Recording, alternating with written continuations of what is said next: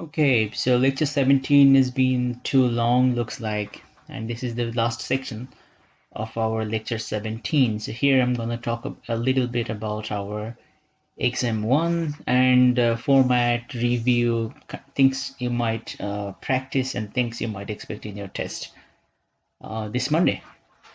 Okay, so the exam 1, we are going to have it time and date. Okay, so our exam is next Monday, 0608, Monday, regular class time, so starts at 12 p.m. Central Standard Time, and it's a 90 minutes test.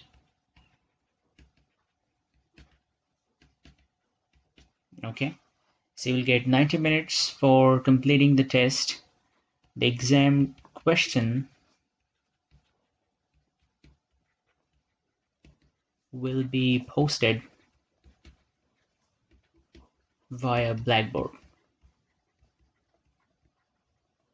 Okay, and this link will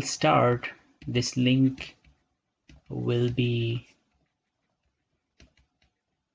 available at 12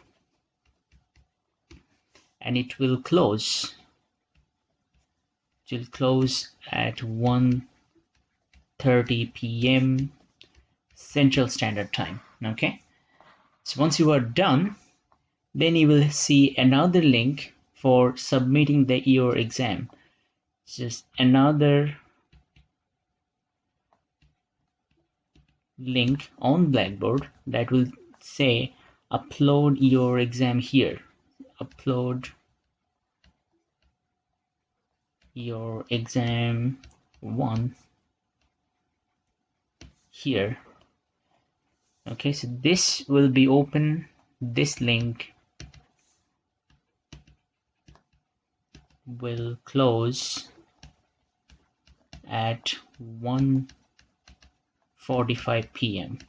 Okay, so you're getting 90 minutes to complete the test and another 15 minutes to create a PDF, combine into a single PDF file, and then submit through Blackboard. So what is very important, you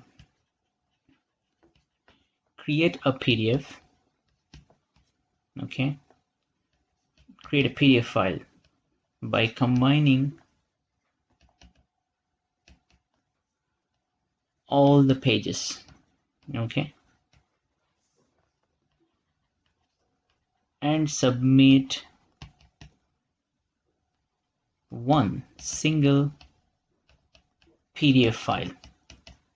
Okay, so what could be the file name? You're gonna use the file name as your last name dash first name dash CWID. Okay, so the exam is gonna start exactly at 12 p.m. You will get 90 minutes to complete the test. The test will be available on Blackboard. There will be a link open at 12 and that link will close at 1:30.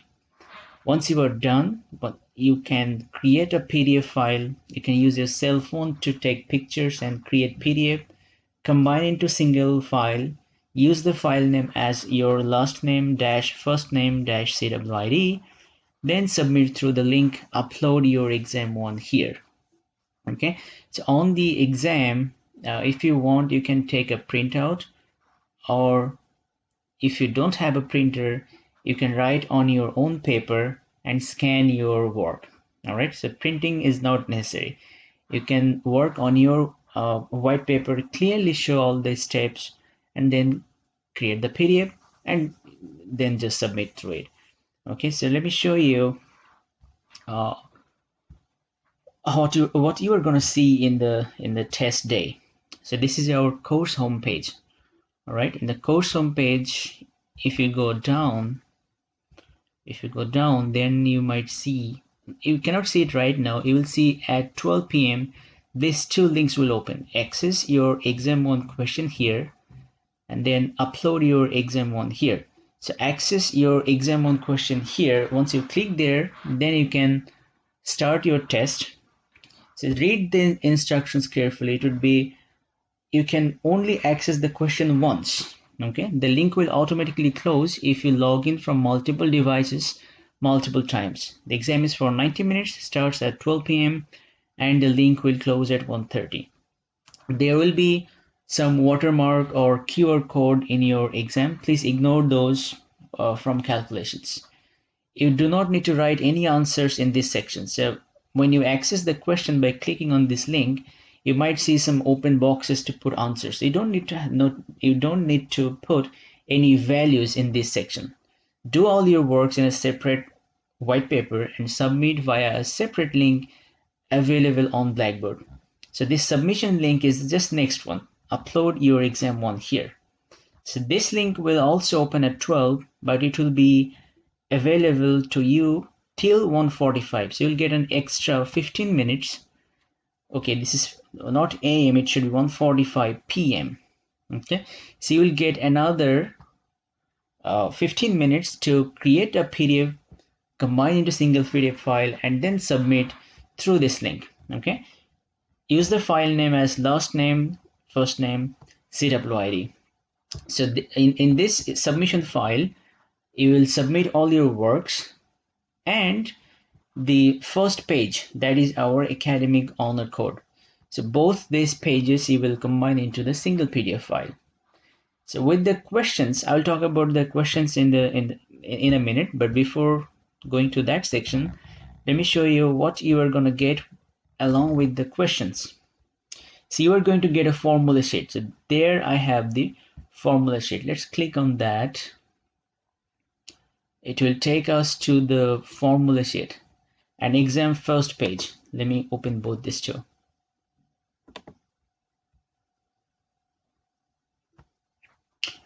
Okay, looks like it is taking some time.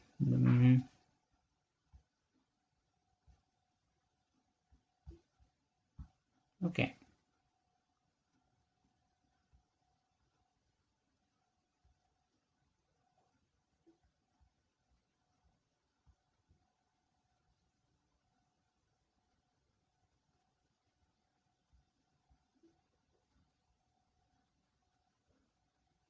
All right, it came in somehow. It took a long time, but that's fine. Academic honor code and then Exam-1 first page. All right, so I will close these pages. So your Exam-1 first page that reads, so this is the first page, Exam-1 first page. You must read it out. I mean, read all the sections, all the policies, academic honor code. All right, then you must put your name, sign, and your CWID. Okay, sign and must attach with the exam. So this is the first page of your exam. Along with this page, you will have 3 to 4 problems to work with. Okay, so 3 to 4 problems. This first page, you will sign here, and to work on the problems, you would get an formula sheet. Okay, so the formula sheet is here. Once I click on the formula sheet, it is giving me dynamics formula sheet. I'll click on that. It will open this formula sheet. Let me open in the new window. So all right, so this is the formula sheet you are going to get in the test. Okay, so all the important dynamics formulas are here. So you can practice this formula sheet when you are practicing for your test. Try to use the formulas from here, because in the test we expect you not to use your book or internet or any other website. It should be only you accessing the test and using this formula sheet and do your works at your own. All right, so maybe you can practice using this formula sheet to do some exercise problems. Okay, so this is you're going to get this academic honor code first page and some real problems, 3 to 4 problems. Okay, and the problems that I will choose, it is very well could be solved in 90 minutes. Okay, What else? Let's go to the course homepage. And you can access all your videos as you always do. That is on our course video. Now about the test, uh, the things we have covered so far, the test will be, if I go to the syllabus, let me click on the syllabus link, it will open the syllabus. Okay, so this is our dynamic syllabus. If you come down, down, outline of topics. So we are learning based on this schedule. Okay, so the test will be until the things we learned today. That means conservation of energy, section 14.6. So we're going to cover things from chapter 12, chapter 13, and chapter 14. Okay, so if you see, chapter 12 was all about learning different coordinate system. Chapter 13 was about using the Newton's law of motion, understanding how to use the forces, how to draw free body diagram, get the forces, relate with the motions. Okay, and chapter 14 we expanded our chapter 12 and 13 understanding in terms of work, energy, and we defined few laws to solve some complex problems where we have to combine things we learned in chapter 12 and chapter 13. So uh, maybe one problem from chapter 12, one problem from chapter 13, one problem from chapter 14, and another small section would be in terms of conceptual questions. Okay, so syllabus, you already know about that, and formula sheet, you're going to get this formula sheet. It is also available in Blackboard. Academic honor code, this is also available in Blackboard, and you will also get it with your exam. Okay, all the things you will do in 90 minutes and submit by 1:45 p.m. Okay, the link will vanish after that, so please uh, manage your time. Okay, please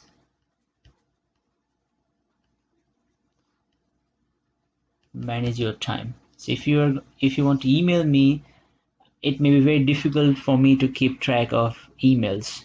All right, okay, then next let's talk about the things we are going to see in the test. Okay, so I'll create a new page. So as I said, chapter 12,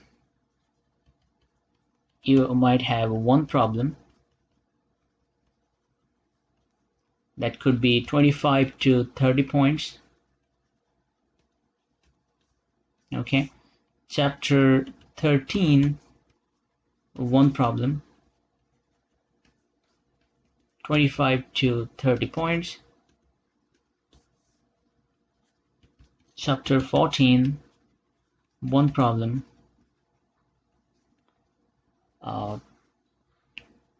15 to, sorry, this is 25 to 30 points. And then one section with concepts,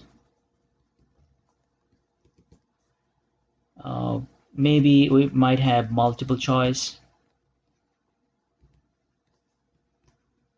short answer, that will be 10 to 15 points. Okay, so this 10 to 15 points, it is, if you click you will get full marks, if you miss you will lose the mark. For the first three problem, your things that are important, things that are important. Okay, if you follow the approach, or if you can set or follow right approach, you are going to get 60 to 70% marks. Okay, so you must need to draw free body diagram where needed,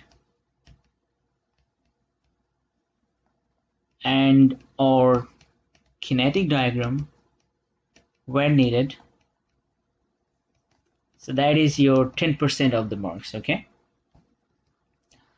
Then comes down to your setting up your equations.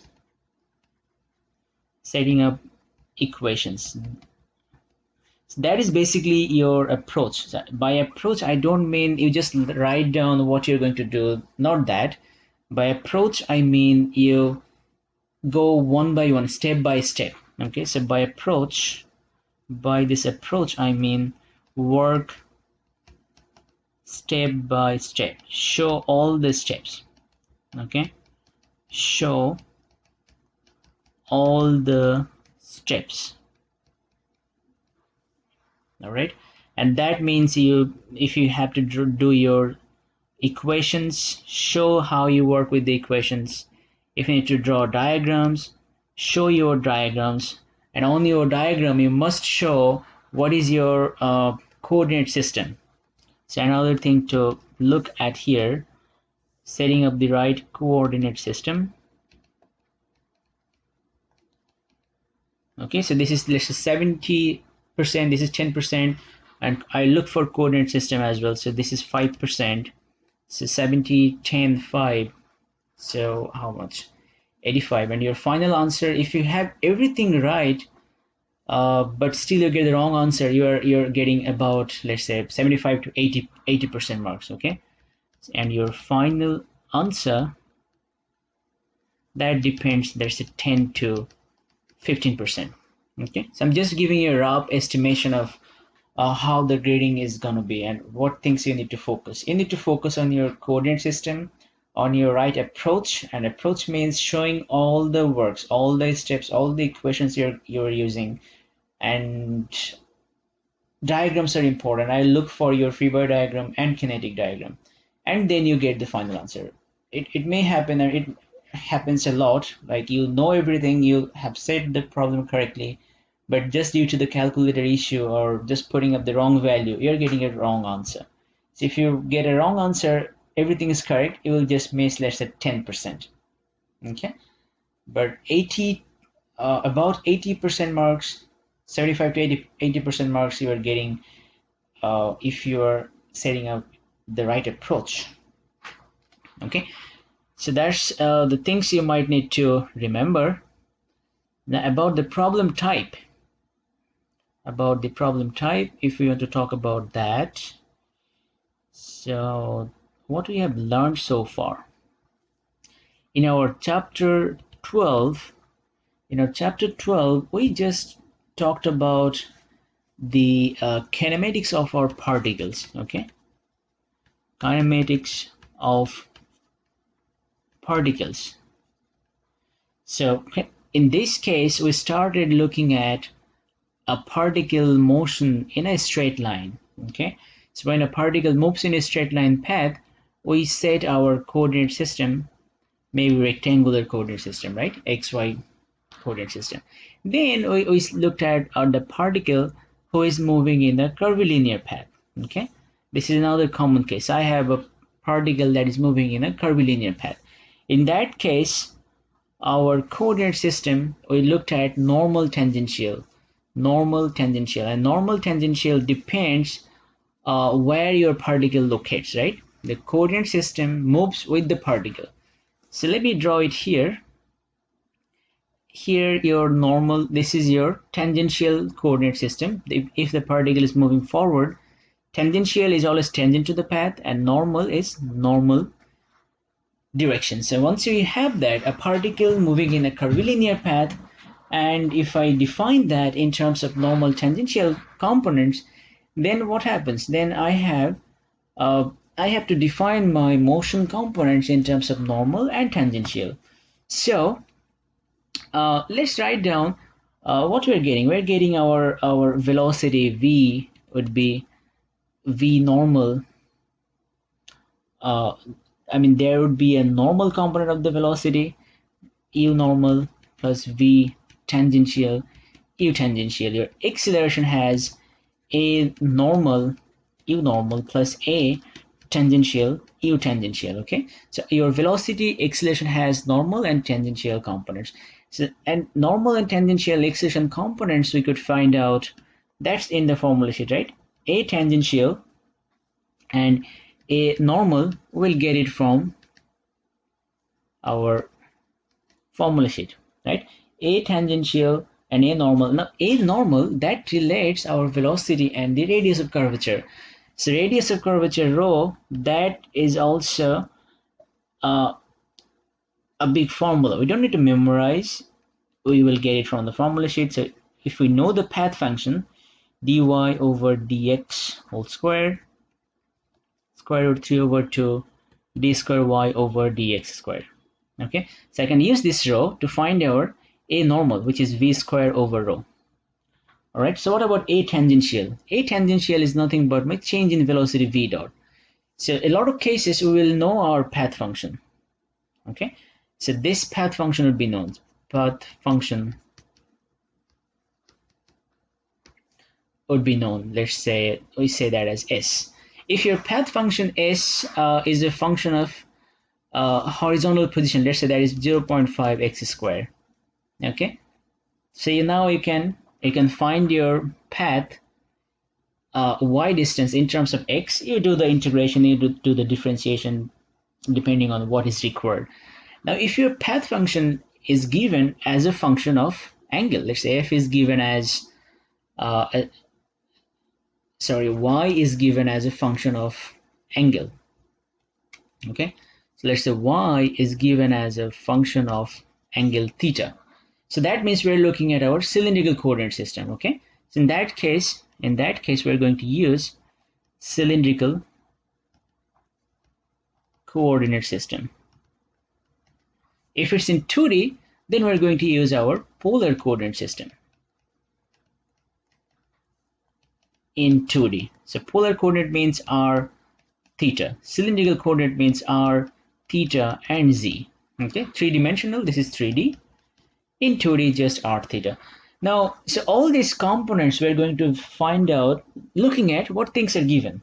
Okay, now in cylindrical coordinate, we also have our cylindrical components, acceleration component a theta, a r, right, a z. We'll again get it from the formula sheet. So all these things, would be known.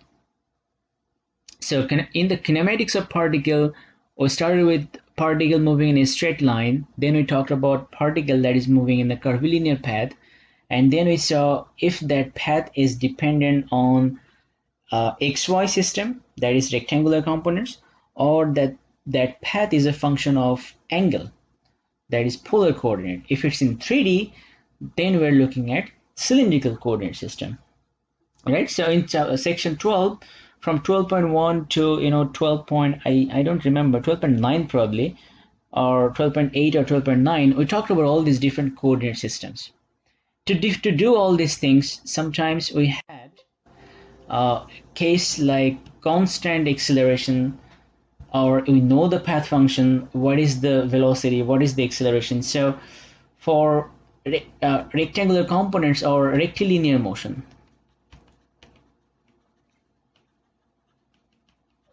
for rectilinear motion, our basic formula is acceleration is dv over dt, velocity is ds over dt. S is our path function, right? And then I said, okay, if I have a constant acceleration,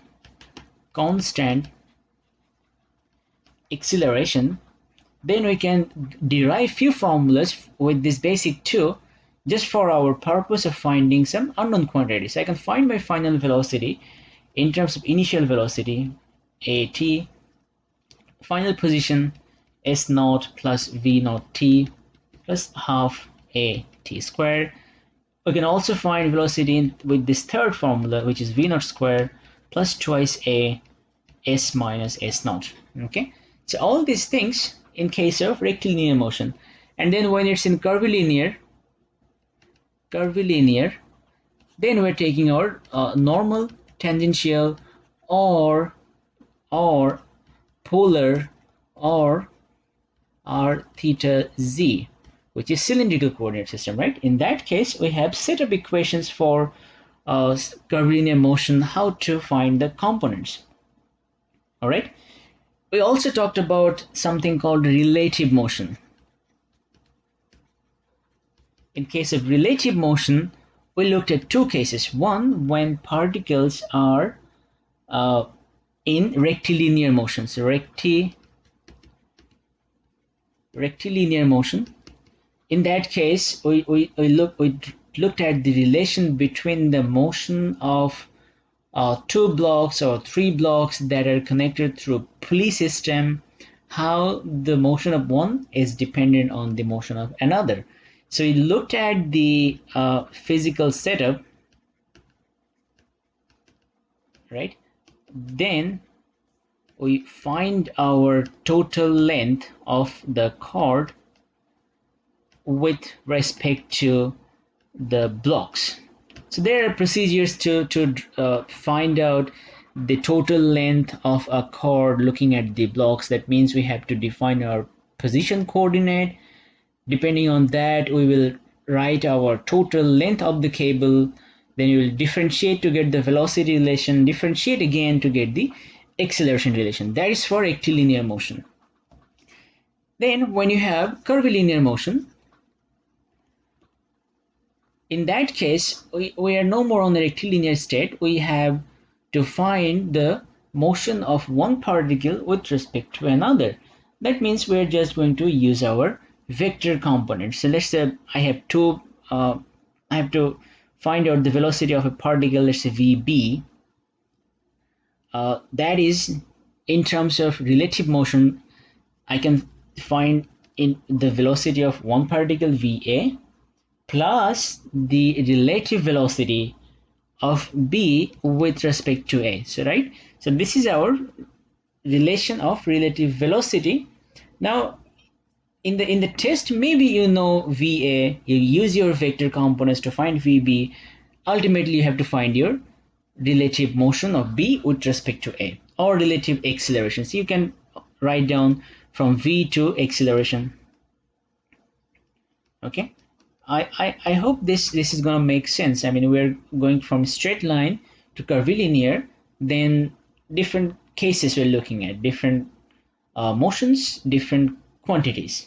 Okay, so that's all about our chapter 12. And we, in chapter 12, we were building up the formulas, we're building up the concepts that we used in chapter 13 and 14. So if you want to practice some problems,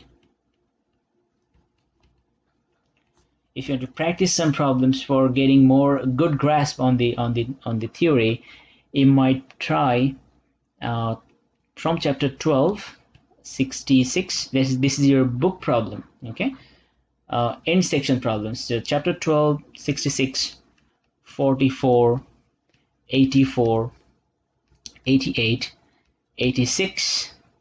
Then I have 122, 134, 198, 223, 234, 219. So these are some of the good examples from chapter 12 we can practice. Some of this you already have done in class, some of this you have done in your homeworks, some could be new. So you can practice these problems for getting good understanding and confidence on chapter 12. Okay, so you will have one problem from this section. So what you can practice the curvilinear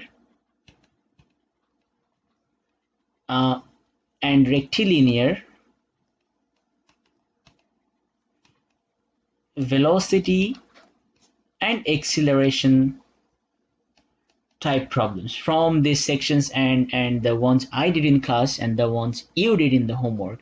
Okay, so I will give you a path and ask you to find the velocity and acceleration at a certain point at a certain time. All right, so similar sort of things. You have done a lot of problems. If you practice, it should be good. So that is one problem, problem number 1. Okay, let's save this page and create a new page.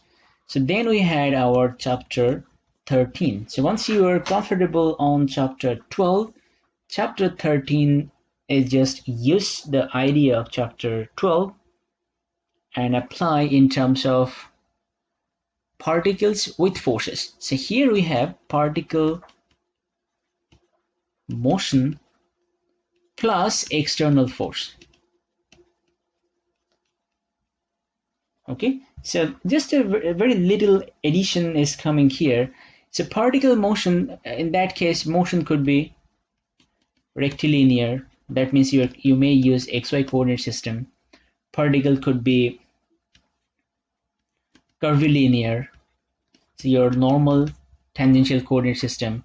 Particle could be parabolic motion.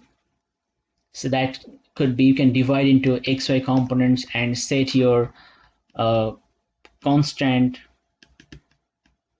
acceleration formulas to relate the parabolic motions. All these things are there.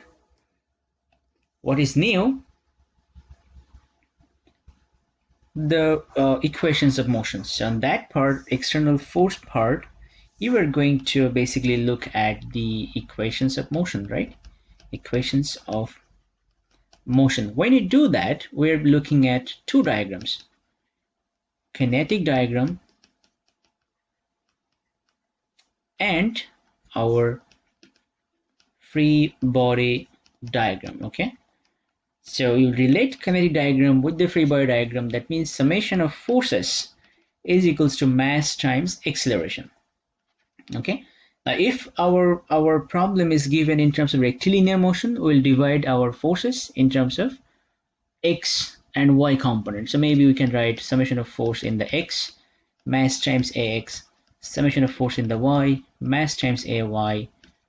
Okay. If we have, let's say, curvilinear, then we'll divide into normal and tangential. Force in the normal, mass times a normal, force in the tangential, mass times a tangential. If we have a cylindrical component, we'll divide into force in the r direction, mass times ar.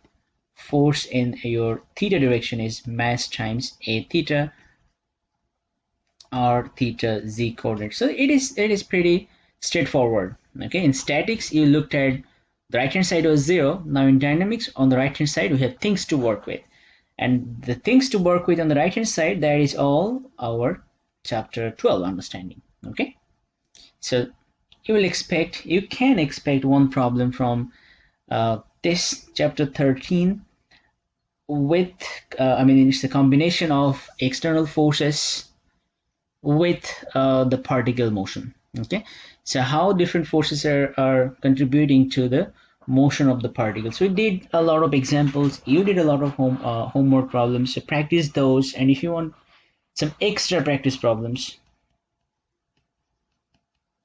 that could be from chapter 13, 49, 36, 28, 63, 24, 82, 110, 106. Okay, so these are some of the practice problems where we're basically going to use all these ideas together to find any unknown quantity. Okay, so once again, when you set up the approach, you will see the coordinate system, you will define your free body diagram. So this is very important, right? Free body diagram and kinetic diagram is very, very important. Just like statics and mechanics of materials, diagrams are one of the key elements of engineering courses. So you must properly draw these diagrams, and if you can draw properly, then it's all about vector components. Okay, so then it's all about vectors. Then it's all about your vectors, and then separate into components, find the values. So you can expect one problem from this section, like any of these problems or the homeworks and the class problems that I did. Okay, so the third problem is from chapter 14. So chapter 14. So far we looked at particle moving in different directions or straight, that is 12. Then particle moving in different, curvilinear or straight with forces. with forces. This force could be different forces. We have weight, we have applied force, we have friction force, we have spring force, and we have normal force. Okay, so I think these are the 5 categories of forces we talked about. So you'll see how these forces are contributing to the motion. So what we did in chapter 14, we expanded from force to the work done by this force. Okay, so work done by the forces.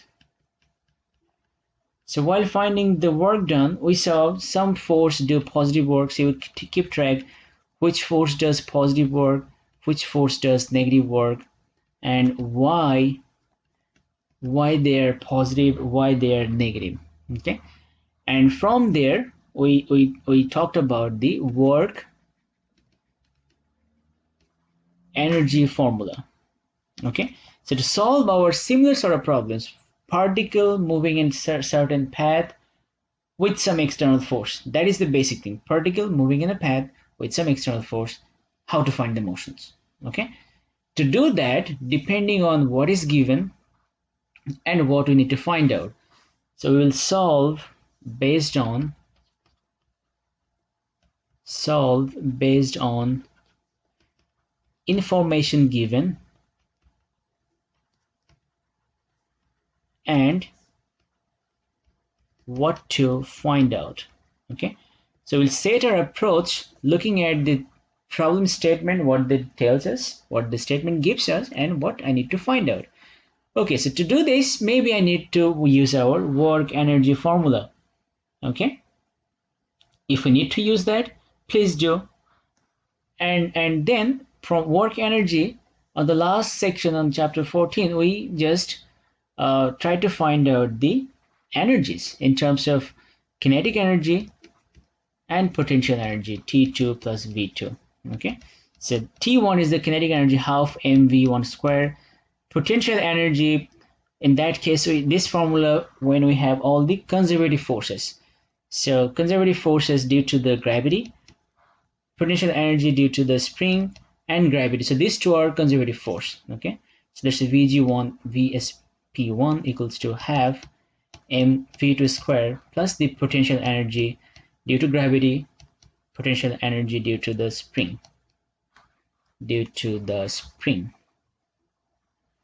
Okay, so we did some problems from this section, and in the last lecture we did four problems. So you can practice those and expect one problem like that. If you want to do some extra practice problems, from chapter 14, this could be 38, 69. Then I have what is that one? 13, 66, 84, and class plus homework problems. Okay, so that's it. If you practice this 3 types of problem, you should get to solve all these 3 problem, and one more problem that would be based on our theoretical understanding, right?